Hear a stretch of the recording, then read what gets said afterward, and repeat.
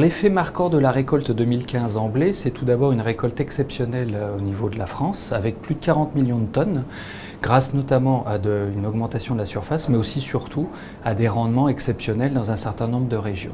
C'est aussi le retour de la qualité, qui était déficiente en 2014, donc de très bons PS, de très bons indices de temps de chute de Hagberg, et par contre une déception sur le taux de protéines qui est estimé autour de 11%.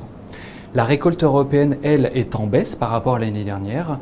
Un certain nombre de pays européens ont moins bien subi que nous, en fait, la grosse vague de chaleur du mois de juin et du mois de juillet dernier, et ce qui a pénalisé donc leur niveau de production. La production mondiale, quant à elle, est au même titre que la France, une production record. Il n'y a effectivement pas eu d'incident climatique majeur sur l'ensemble des différents bassins de production, mis à part ce qui s'est passé au sein de l'Union européenne avec le déficit hydrique et ce grand coup de chaleur. Alors les conséquences de ce niveau record de production, c'est que cette production couvre largement les besoins de la France, notamment les besoins de la meunerie française et tout ce qui est fabrication d'alimentation animale.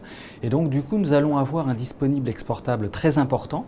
Et il y a donc un véritable défi à l'exportation cette année pour éviter que les stocks fin de campagne soient trop lourds. Alors les 3 dernières années ont été propices au développement de nos exportations, notamment en termes de volume. Ce début de campagne est quand même marqué par une forte concurrence avec les pays de la mer Noire et quelques États baltes qui sont très agressifs en termes de prix, mais aussi en termes de qualité, car ils proposent en fait sur le marché des blés avec des taux de protéines meilleurs que les nôtres, grâce à leur système plus extensif que chez nous. Les origines françaises sont donc pénalisées car il y a peu d'écoulement et la principale conséquence est la saturation des capacités de stockage au niveau des silos portuaires et donc une activité logistique plutôt ralentie.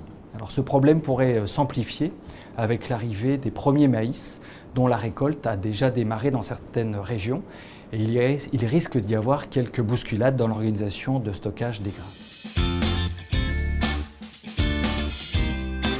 Alors, en termes de prix, la tendance sur le court terme est plutôt baissière.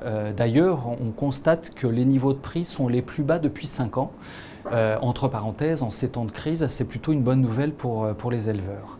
Le risque quand même que les prix soient trop bas, ce sont des risques de rétention des ventes de certains producteurs et des metteurs sur le marché.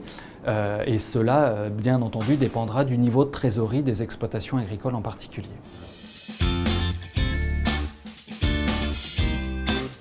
La deuxième partie de campagne devrait peut-être plus profitable à nos exportations et aux origines françaises. Les pays concurrents ont déjà bien avancé dans leur commercialisation pour obtenir donc de la trésorerie, mais aussi par obligation en raison de la limite de leurs moyens logistiques. Il existe aussi quelques incertitudes, en Russie par exemple, sur la politique de mise en place de taxes à l'exportation qui viendrait normalement limiter ces exportations.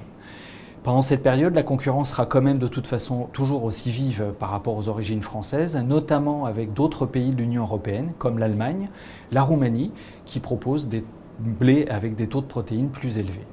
Enfin, les perspectives en termes de prix vont bien entendu également dépendre de la prochaine récolte de blé en Australie, mais aussi de la récolte de maïs, car les matières premières entre elles sont toutes liées, mais aussi des conditions de semis, des cultures d'hiver, bref, encore beaucoup d'incertitudes.